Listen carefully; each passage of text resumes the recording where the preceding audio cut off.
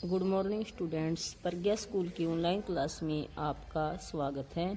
आज हम पढ़ेंगे लेक्चर 24 में क्लास 6 का सब्जेक्ट भूगोल की जो पुस्तक है पृथ्वी हमारा आवास का लेसन नंबर 3 पृथ्वी की गतियाँ का भाग 2।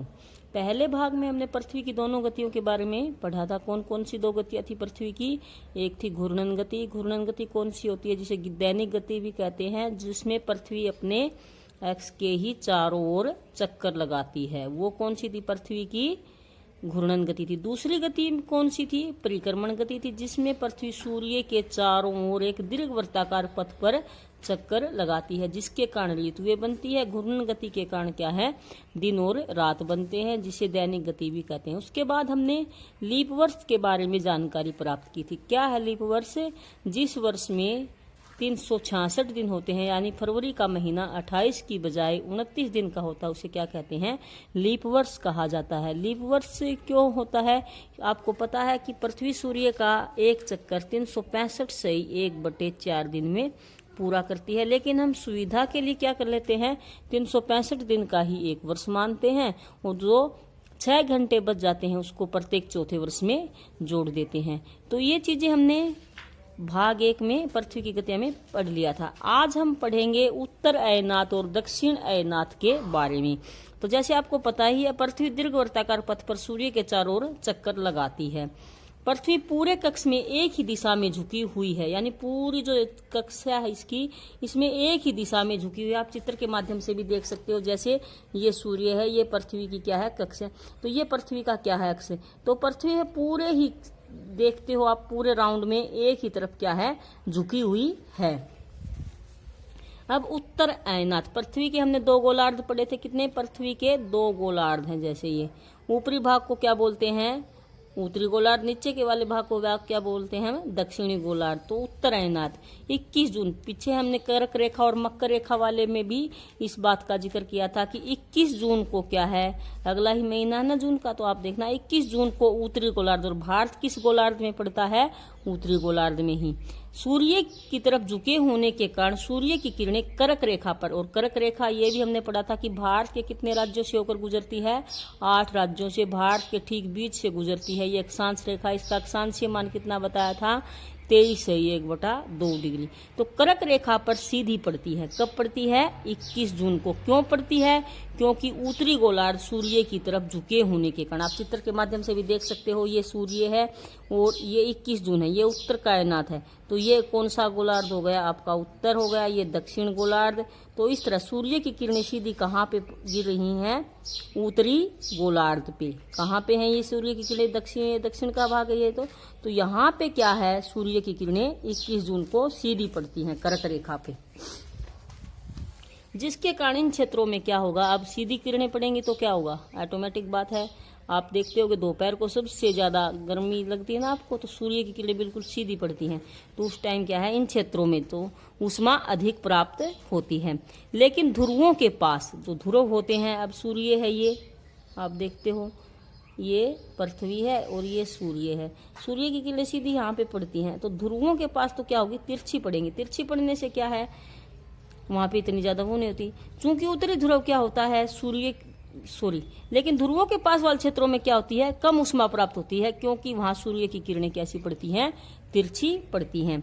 चूंकि उत्तरी ध्रुव सूर्य की तरफ झुका होता है, लेकिन ये जो स्थिति है उस टाइम क्या होता है? देखो चित्र के माध्यम से, ये सूर्य है और ये क्या है? इस टाइम कौन सा गोलार्ध या कौन सा ध्रुव सूर्य की ओर झुका हुआ है? उत्तरी ध्रुव। कौन सा ध्रुव और कौन सा टाइम है? ये 21 जून के टाइम है। उत्तरी गोलार्ध क्या है? सूर्य की ओर झुका होता था। उत्तरी ध्रुव रेखा के बाद वाले भागों पर लगभग 6 महीने तक लगातार क्या रहता है?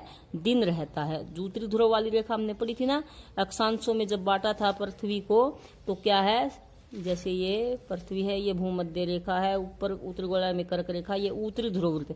तो उत्तरी ध्रुववृत्त वाले जो ये ध्रुवों तक है, इस क्षेत्र में क्या है? उत्तरी ध्रुववृत्त और ध्रुवों तक इस टाइम में झुका रहने के कारण ये जो स्थिति रहती है, उससे क्या है? उत्तरी गोलार्ध के 6 महीने तक क्या रहता है? वहां पर दिन रहता है। उत्तरी गोलार्ध के बहुत बड़े भाग में सूर्य की रोशनी प्राप्त होती है, इसलिए विषुवत वृत्त क्या बताया था हमने? भूमध्य रेखा के उत्तरी भाग में गर्मी का क्या रहता है? मौसम रहता है। आप देखते होगे अब आपके हमारे उत्तरी गोलार्ध में कैसा मौसम आया हुआ है, गर्मी का। तो ये यही वजह है कि जो कर्क रेखा के ऊपर 21 जून को सूर्य की किरणें बिल्कुल सीधी पड़ी। तो अब जो हमारे यहाँ पे गर्मी का मौसम है। 21 जून को इन क्षेत्रों में क्या होता है, सबसे उत्तरी गोलार्ध में सबसे लंबा दिन था, सबसे छोटी रात होती है। पृथ्वी की यही अवस्था क्या कहलाती है, उत्तर अयनात कहलाती है। कौन सी अवस्था, जब 21 जून को सूर्य की किरणें कर्क रेखा पर सीधी पड़ती हैं और इस दिन क्या होता है, गर्मी की ऋतु होती है और दिन बड़ा और रात छोटी होती है। यही अवस्था क्या कहलाती है, उत्तर अयनात कहलाती है। अब आप दक्षिण अयनात के बारे में पढ़ेंगे। 22 दिसंबर को दक्षिण ध्रुव के सूर्य की ओर झुके होने के कारण, अब ये दक्षिणी ध्रुव देखोगे आप 22 दिसंबर को, देखो ये जून की बात है, ये क्या है, ये दक्षिण।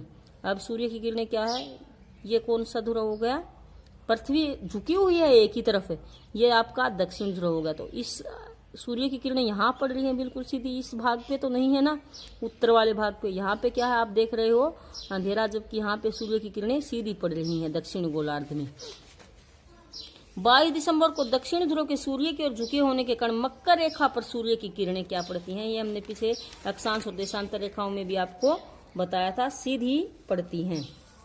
जिसके कारण इन क्षेत्रों में ऊष्मा क्या होती है, अधिक प्राप्त होती है। कब पड़ती है, मकर रेखा पर सूर्य की किरणें सीधी, ये भूमध्य रेखा, सूर्य की किरणें मकर रेखा पर 22 दिसंबर को।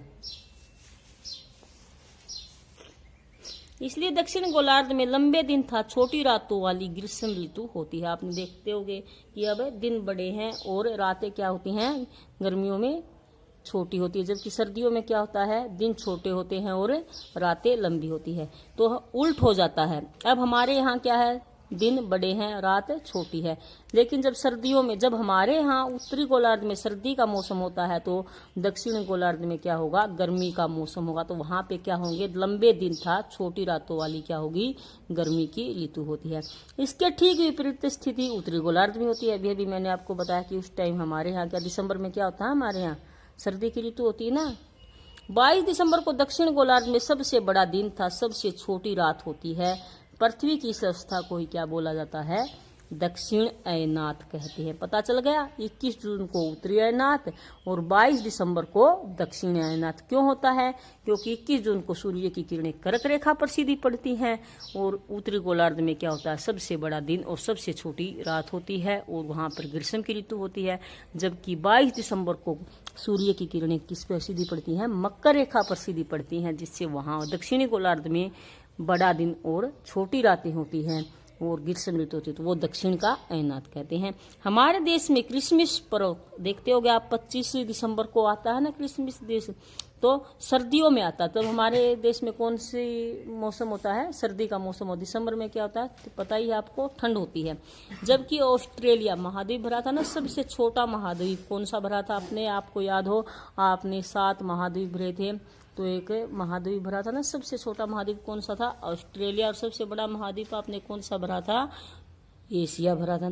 तो जबकि ऑस्ट्रेलिया दक्षिण गोलार्ध में स्थित होने के कारण वहां पर दिसंबर में क्या होता है, क्योंकि 22 दिसंबर को क्या है, सूर्य की किरणें मकर रेखा पर सीधी पड़ती है, तो उस टाइम वहां पे क्या होता है, दक्षिण गोलार्ध में गर्मी की ऋतु होती है और वहां पर जो है क्रिसमस पर्व सर्दियों की बजाय क्या आता है, गर्मियों में मनाया जाता है। इसलिए ऑस्ट्रेलिया में ग्रीष्म ऋतु में क्रिसमस पर्व मीन्स त्योहार कब मनाया जाता है, गर्मी की ऋतु में मनाया जाता है। जबकि भारत में ये क्रिसमस पर्व कब मनाया जाता है, सर्दी की ऋतु में मनाया जाता है। Thank you students. अब आप होमवर्क नोट करोगे। अभी अभी हमने पढ़ा है उत्तर एवं दक्षिण अयनातों में अंतर बताइए, क्या अंतर आपको लगा इन दोनों में। तो उत्तर अयनात, 21 जून को उत्तरी ध्रुव सूर्य की ओर क्या होता है, आपने देखा ही था। 21 जून को उत्तरी ध्रुव क्या है, सूर्य की ओर झुका हुआ होता है। सूर्य की किरणें कर्क रेखा पर सीधी पड़ती हैं, इसे दिन लंबा व रात छोटी होती है, इसे उत्तर अयनात कहते हैं। आप देख भी सकते हो एक बार चित्र के द्वारा, ये चित्र आप अपनी नोटबुक में भी बना सकते हो। देखो उत्तरी ध्रुव किसकी ओर झुका हुआ है, सूर्य की ओर झुका हुआ है। कब की बात है ये, 21 जून की। तो ये क्या है, उत्तर अयनात है। इससे यहाँ दिन लंबा व रात छोटी होती है, इसे उत्तर अयनात कहते हैं। इसके विपरीत 22 दिसंबर को दक्षिण ध्रुव सूर्य की ओर क्या होता है, झुका होता है। इसके 21 जून को तो कौन सा होता है, उत्तरायणात, जबकि 22 दिसंबर को क्या होता है, दक्षिणी ध्रुव किसकी ओर झुका होता है, सूर्य की ओर झुका होता है। अतः सूर्य की किरणें किस पर सीधी पड़ती हैं, मकर रेखा पर सीधी पड़ती है। इससे यहाँ दिन लंबा और रात छोटी होती है। इसे क्या बोलते हैं, हमें दक्षिण अयनात बोलते हैं। अंतर समझ में आ गया होगा आपको अच्छी तरह। कर्क रेखा पर जब 21 जून को सीधी पड़ती है तो वो होता है उत्तरायणात। आपको पता है ये कर्क रेखा कौन से गोलार्ध से गुजरती है, उत्तरी गोलार्ध से। जब मकर रेखा पर 22 दिसंबर को सूर्य की किरणें सीधी पड़ती है तो वो आपका क्या होगा, दक्षिण अयनात होता है। अब अगला क्वेश्चन है आपका, दक्षिण गोलार्ध में उत्तरी गोलार्ध की अपेक्षा उत्तर एवं दक्षिण का अयनात अलग अलग समय में होता है। क्यों, पता ही आपको, क्योंकि उत्तर में तो 21 जून को होता है और दक्षिण में कब होता है, 22 दिसंबर को। तो अलग अलग समय में हो गया ना। दक्षिण गोलार्ध था उत्तरी गोलार्ध में उत्तर एवं दक्षिण का अयनात पृथ्वी की वार्षिक गति के कारण, वार्षिक गति यानी परिक्रमण गति के कारण क्या होता है, अलग अलग समय पर होता है। 21 जून को सूर्य कर्क रेखा पर चमकता है। पता है आपने कई बार पढ़ लिया ये चीज। तो कब, कौन सी रेखा पर चमकता है, 21 जून को कर्क रेखा पर, भूलोगे नहीं ना। और अब 21 जून आने वाला भी है आगे। जबकि 22 दिसंबर को सूर्य क्या है, दक्षिण गोलार्ध में मकर रेखा पर चमकता है। इसलिए उत्तरी गोलार्ध में 21 जून को उत्तरी अयनात होता है और 22 दिसंबर को दक्षिण गोलार्ध में क्या होता है, दक्षिणी अयनात होता है। कर्क रेखा पर सूर्य की किरणें सीधी कब पड़ती हैं, कब पड़ती हैं, अभी अभी बताया है कब पड़ती हैं, 22 दिसंबर को पड़ती हैं या 21 जून को। तो कब पड़ती हैं, 21 जून को, क्योंकि कर्क रेखा कौन सी है, उत्तरी गोलार्ध में। तो उत्तरी गोलार्ध में अब आगे आने वाले महीने में क्या है, 21 जून को कर्क रेखा पर सूर्य की किरणें सीधी पड़ेंगी। और आपको ये भी पता है कि कर्क रेखा भारत के ठीक बीच में से गुजरती है। कितने राज्यों में से गुजरती है, 8 राज्यों में से। कौन सी रेखा भारत के मध्य से गुजरती है, कौन सी गुजरती है, कर्क रेखा, और 8 राज्यों से होकर गुजरती है। कौन कौन से हैं, आपने अपने मैप में भी, कॉपी में, नोटबुक में एक मैप में भर सकते हो ये कि कौन कौन से 8 राज्य है वो। गुजरात है, जैसे राजस्थान है, मध्य प्रदेश है, छत्तीसगढ़ है, झारखंड है, पश्चिम बंगाल है, त्रिपुरा है और मिजोरम। इन 8 राज्यों से होकर क्या है, कर्क रेखा भारत के 8 राज्यों से गुजरती है। Thank you students. आपको जो होमवर्क दिया गया है आपको ये सब कॉपी में राइट भी करना है और लर्न भी करना है। और वो चित्र जो आपको दिखाया गया था वो भी आप अपनी नोटबुक में बना सकते हो। और मैप में कर्क रेखा जो गुजरने वाले 8 राज्य भी आप मैप में दर्शा सकते हो।